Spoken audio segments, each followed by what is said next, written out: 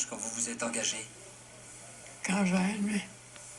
Et on pouvait s'engager à 15 ans et demi ou vous avez triché sur l'âge? On ne pouvait pas s'engager. Mais comme mon frère était déjà engagé, c'était avec mon frère, on a accepté. On a resté encore une quinzaine de jours avant de partir du bain. Alors, on a commencé à faire 12 ans, sans m'énerver. De là, on est monté sur Vitry-François. On est descendu au camp de Montmelon à Nîmes, où il y avait le camp militaire. On a fait 8 ou 15 jours d'instruction. Après, on a reçu le sol pour aller à la bataille. Mais nous, on n'était pas encore habillés en soldats. On était dans le haut de Soissons et on enterrait les morts. Mais je ne me rappelle pas le nombre que j'ai enterré. Mais en dernier lieu, on les enterrait sans caisse. On les mettait dans la terre. Comme ça, on attendait. Il y avait des obus qui arrivaient sur la colline, mais c'était plus rare. Comme la bataille se faisait à Soissons et qu'il fallait percer, c'était plutôt à Soissons que ça se produisait. Au bout d'un moment, la bataille, il y avait tellement de morts des Allemands et des Français. On les enterrait dans le haut de la colline. Il y avait la route qui allongeait la colline sur un plat, et puis après, elle plongeait sur Soissons. Et on les enterrait là. La première attaque que nous avons faite, c'était en Argonne. Il y avait les Garibaldiens qui étaient côte à côte avec notre bataillon. Nous, on était à la côte 708, 707, 708. Et eux, c'était un endroit qui s'appelait la Salade. Là, j'ai vu Peppino Garibaldi tomber blessé. Il était tout à côté. Alors, je me suis approché pour lui porter secours. Mais immédiatement, il y a eu 4 bonhommes qui sont arrivés, ils l'ont pris, ils l'ont emporté. Et on a continué la bataille. Vous savez, dans le bataillon, il y avait des gens qui étaient désignés, c'était les brancardiers. Ils devaient aller chercher les blessés et les morts pour l'enterrer. C'était pas le cas d'enterrer les morts, c'était surtout d'aller chercher les blessés. Après, on a fait la relève de ceux qui étaient encore aptes et on les a dirigés sur Verdun. Et on avait à ce moment-là les Allemands qui étaient dans le dos vers la tranchée et ils tiraient sur le fort. Alors, quand on a commencé à tirer dessus, les Allemands se sont séparés en deux. Mais les nôtres sont sortis du fort. Et à ce moment-là, ils couraient derrière les Allemands. Nos officiers qu'on avait, ils ont dit arrêtez, arrêtez le tir, on tire sur nos soldats. À ce moment-là, quand on a fait l'attaque, il y avait les Allemands qui a fait comme nous, étaient sortis également de la tranche. Je suis tombé le premier sur un Allemand. Je l'ai attrapé et je l'ai reconnu parce qu'il avait le béret.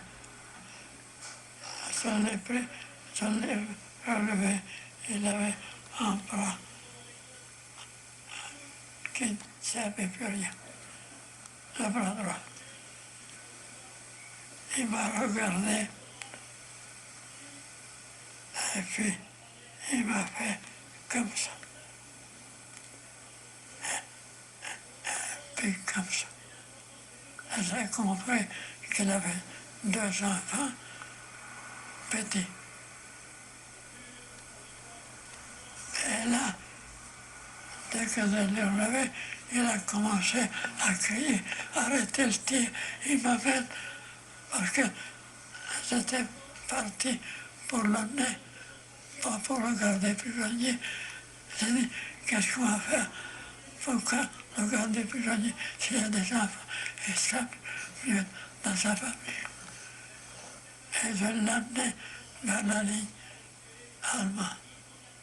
Mais ils ont arrêté le tir. À ce moment-là, je l'ai amené sur la ligne allemande et puis je suis revenu en arrière. On se tire dessus, on ne vous connaît pas, vous ne le connaissez pas, on se tue, ça se va. Pourquoi?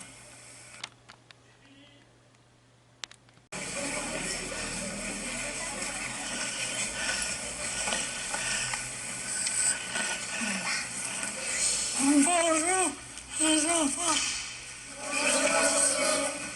vous êtes tous jeunes,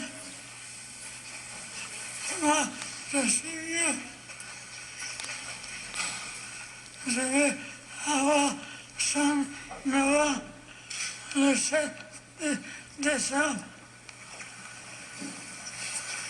C'est pas un honneur pour moi d'être si vieux. Ouais, c'est difficile. Vous ne savez pas ce qui vous attend dans la vie.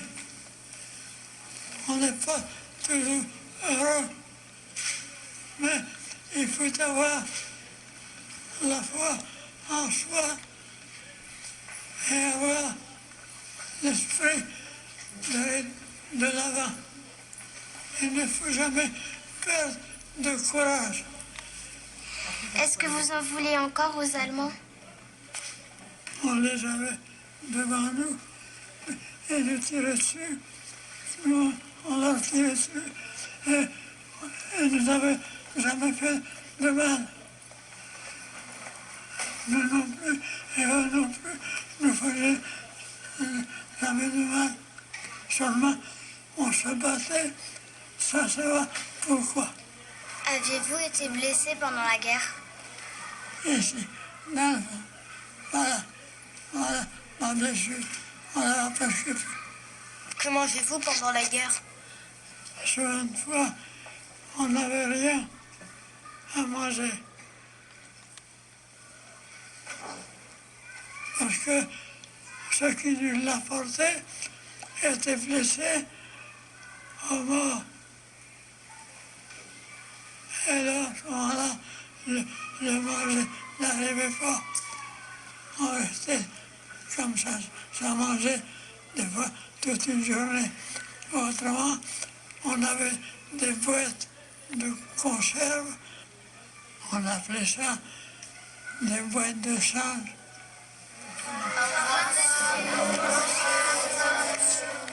L'homme que l'on enterre le 17 mars 2008 est le dernier combattant français de la Grande Guerre.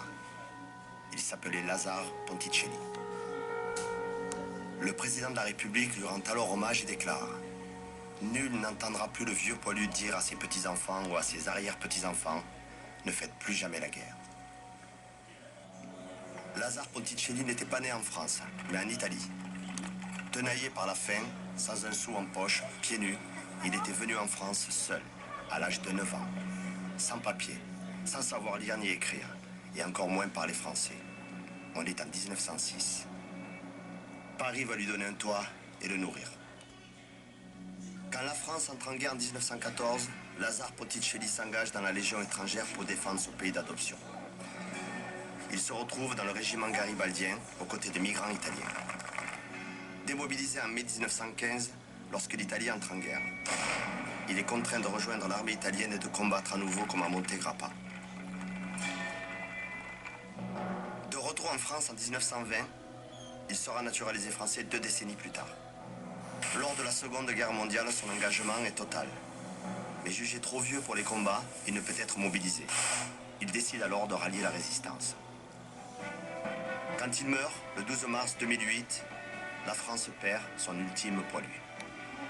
On lui avait proposé d'être inhumé au Panthéon, mais il avait refusé. Il dort désormais en paix. C'est le dernier des derniers. Il avait 110 ans.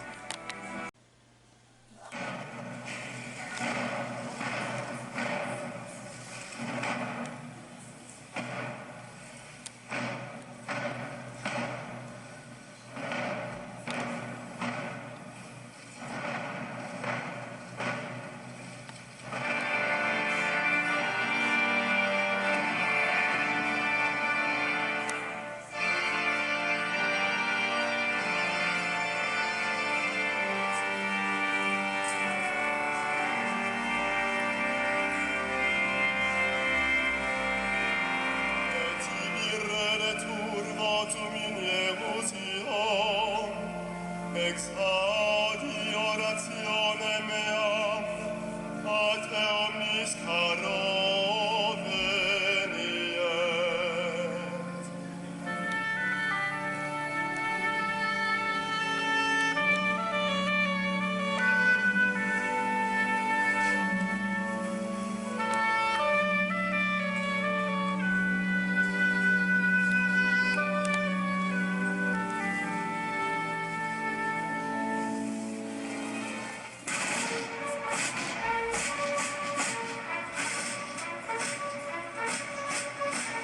Noblesse fraternelle de Lazare Ponticelli, il nous rend fiers par toute sa vie d'être son frère humain.